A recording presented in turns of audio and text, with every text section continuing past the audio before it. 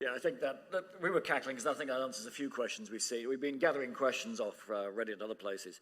Apart from the fact that, yes, the Mosin Nagant is in the game, for all those who are going, please can we have the Mosin from every other game that we've ever done? And the answer is yes. Someone else was asking about the Dragunov sniper rifle. Yeah, the SVD. Yeah. So for the sharp-eyed amongst you, yes, the Dragunov is in with a bayonet, so you can stab people with a sniper rifle. Whose idea was that? You can also do that with the Mosin and the XM21. So, someone said the Mosin Nagant, turned it with a bayonet on the front, should be the longest weapon on the planet, I think. Yeah, pretty much a spear. So when are you adding the spear functionality in?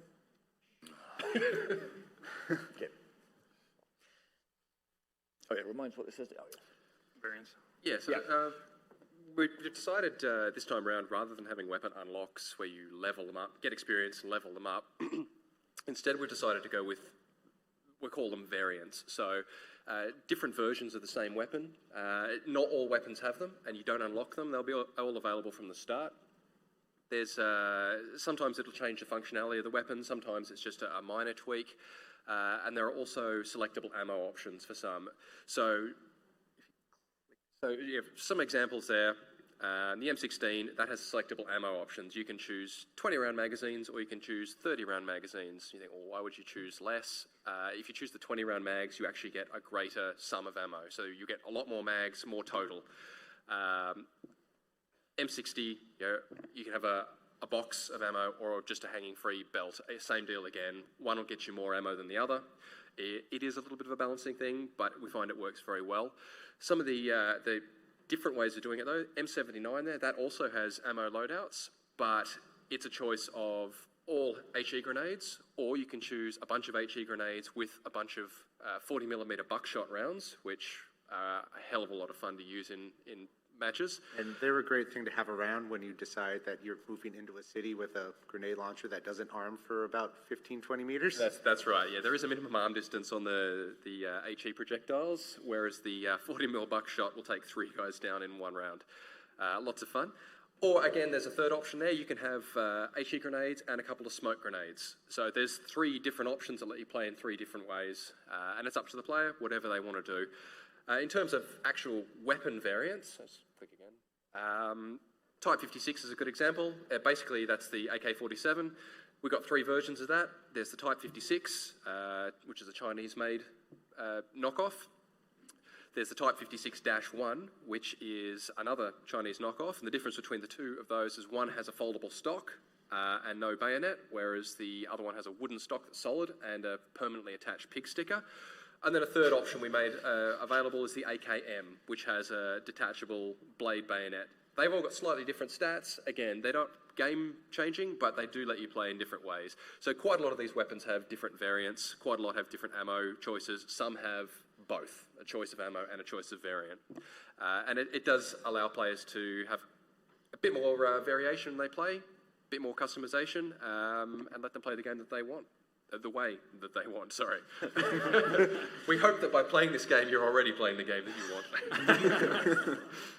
And there's some of the other variants there. The M37 Ithaca shotgun, we've got, there's the trench gun, which is just the standard model. It's got a detachable bayonet. Stakeout, that's no bayonet, and it's got a pistol grip. You can't iron sight that. You can only bring that up close to the center of the screen. That's for nice close combat situations. And then the third option there is the duck bill.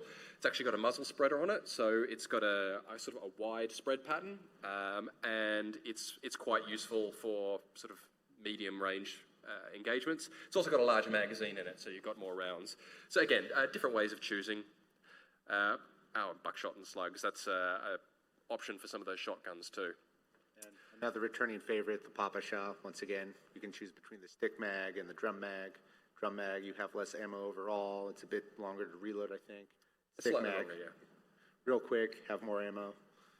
And we've got a few mechanics in there. The scope one with the sights versus scopes, that's something that's, oops, don't lean back, something it's back from Red Orchestra 2. So certain weapons that have scopes on them still have their physical iron sights. You can hit a key and you can switch between the sights so that you can actually fight up a little bit closer if you need to. Stocks and bayonets, that's a new thing. Detachable bayonets is something people have wanted for quite a long time, so we've done it. Any weapon that does have a bayonet, you've got it from the start. You don't have to select it as a separate option. You've got a key and you'll toggle it on. It might be one you attach, it might be one you fold out, but it'll change the way the weapon behaves. It'll collide with walls at a greater distance, but it'll also let you stab people instead of having to get up very, very close. It's always a fun thing to do. With a sniper rifle. Sorry, with a sniper rifle. It's because you know you need a scope to be able to stab someone from 2 feet. Of course. And the other part of that, the stocks there. So some weapons have a foldable stock in real life, so we've figured, well, we'll let you do it. The benefit of folding up or contracting the stock on those weapons, when you go to iron sights, as I mentioned before with one of those shotguns, you can't raise it so that it's centered in the screen anymore. So you're not as precise with your aiming, but you find it's a lot easier to see and a lot easier to fight up close. So it's a way to switch it into close combat mode. And it also shortens the collision distance. So if you're in a trench or a tunnel, normally if you're trying to aim and you turn to the side, the weapon gets automatically lowered because it's collided with the wall. Like you did just there. Like I just did with the microphone. When you fold up that stock, all of a sudden you've lowered it and you can aim and you can sort of be a lot more effective in trenches and tunnels. So it's, again, a bit more flexibility for people. The real weapons can do it, so we've decided to allow it as well. Okay. Let's talk about the new squad system. So Yeah, and Jared's going to talk about that because we know it's dear to your heart. it is. Many of you have played, like Red Orchestra 1 didn't have a squad system to speak of. In Red Orchestra 2, we tried to create what would be a very authentic squad system based around the roles and how one would be set up in the day. And in our heads, we thought this would be a truly great idea to move forward with, and it's something we learned pretty quickly. It didn't offer an optimum play style to how people wanted to play the games, because what do you want to do when you're in a squad with somebody? At best case scenario, you want it to be your buddies, your friends, you're playing together, you're accomplishing a job together. I mean, and even if you don't have your friends around, you want to collect like-minded other players who are going to go attack A with you, so you don't have to keep yelling into the mic to go attack A. Why aren't you attacking A?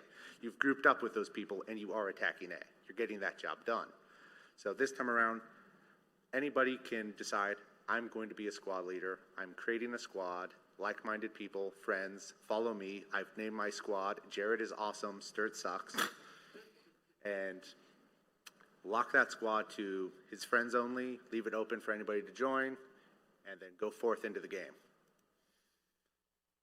As I said, it also encourages bonuses because we want people to use this system and accomplish things together. So, just to clarify on these bullet points, things like reduced suppression, faster objective captures, etc. This is only when you're near members of your squad. So you don't just get this because I joined a squad, I'm magically awesome. It's encouragement for working together as a squad instead of joining one for the sake of it and running off and doing your own thing. Yep. And as for things like the Viet Cong and the NVA, one of the things we've recently talked about is they have spawn tunnels, which the squad leaders can put down. And that gives the Vietnamese side an area, a way to play the game in a much different fashion because they can start coming out of nowhere in places you aren't expecting them to be. And it's really focused around the squad system to make that happen. The U.S. team actually has to find the tunnels too and destroy them. Or camp them. And one other change we made is with the scoreboard, instead of listing players individually, it actually lists them by squad and it ranks the squad. So the top earning squad for, getting in objective A and actually taking it is going to be the ones at the top. Yeah, Yeah, so we decided to, because we're doing the asymmetrical thing here again, we decided to apply that to spawning as well. So the US forces still have the old squad leader spawn. I know some people hate it, but it does allow us to have a significant point of differentiation between the two sides. But they also now have Huey helicopters, and those can function as a mobile spawn point. So you can spawn in the back of a Huey, and squads can attach a Huey pilot to themselves, up to 3, it says 3 Hueys to squad, that's the other way around. Up to 3 squads per Huey can attach, and then they get bonuses. They always know where that squad helicopter is. That's a bug in the presentation he didn't file. QA, get onto that. James, I need you to file a report. But having the Huey spawn point means you can be flying around, you can get a bunch of guys in the back that are attached to your squad. You can then drop them off in an objective. That pilot gets bonuses from the squad that he spawned and dropped off. So if that squad goes off and caps an objective behind, that cuts off the enemy's points scoring, which is something that's part of the Supremacy game mode, then that's a massive boost for the team, and the pilot will get some bonus scoring there, because otherwise what's his incentive to do anything other than crash his helicopter into groups of enemies in the hope of getting a kill? The other team, the Vietnamese, as was mentioned, they get spawn tunnels. So only the squad leader can do that. He'll actually spawn automatically with a pickmatic, like a pickaxe thing. It's quite big. He can go anywhere he likes, and he can dig a tunnel. It's quite a slow process. By the time it's done, it sits on the ground. People don't come out of it. They'll simply spawn around it. But they're a really, really powerful thing. You can hide those somewhere, and then it's the job of the American forces to try and find them. Now, once they do find them, they do automatically get flagged on the map for the Americans, but then they've got to get in there and blow it up. And as Alan said, you don't have to blow it up.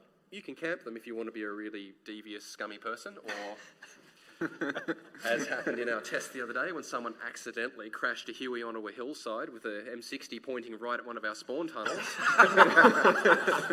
And I'm yelling over TeamSpeak, what the is happening?